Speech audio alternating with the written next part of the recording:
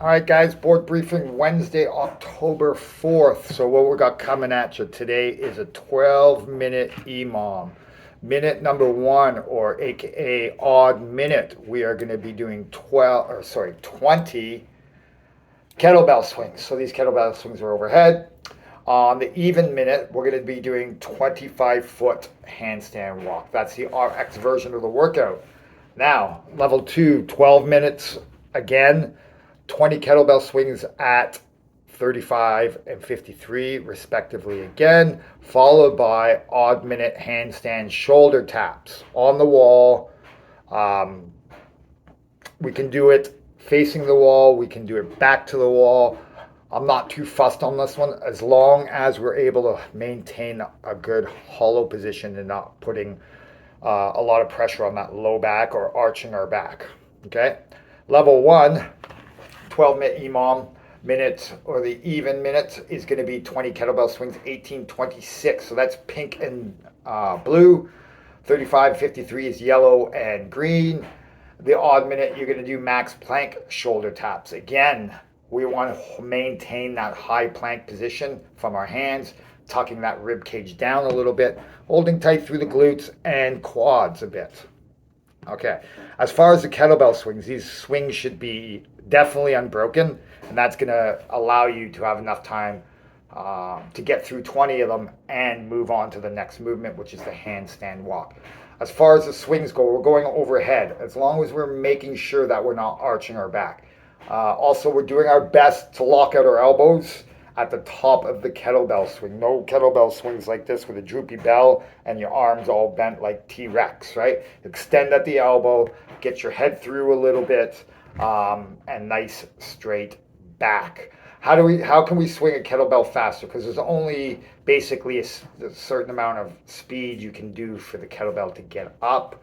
Now, if we're talking about repping out reps at a high rate of speed, we're going to need to pull that kettlebell down. So it's almost like snatching that kettlebell almost in a straight line instead of a kettlebell swing.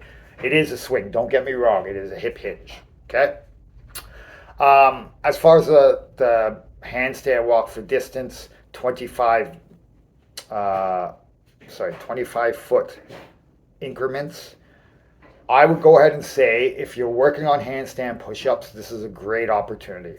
Under fatigue, under shoulder fatigue, and high heart rate, go ahead and get on those hands. Try to walk the best you can.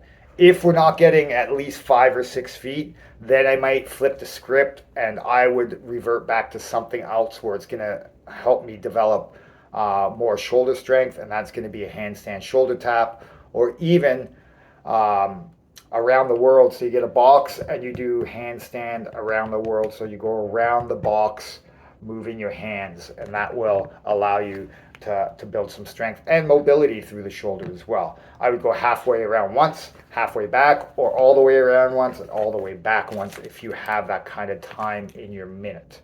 Okay. If you're unable to make 20 swings, we don't want to decrease the volume of the actual movement. We want all those swings.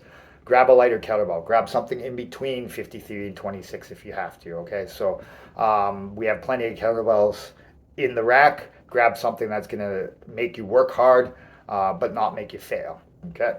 After the workout, we're going to accumulate post-WOD 30 Turkish get-ups, which is a great tool for after something is demanding on these shoulders and hips and low back, right? It's going to make us open up our chest, open up those shoulders, a little bit twisting and practicing getting up from that lunge in an overhead position.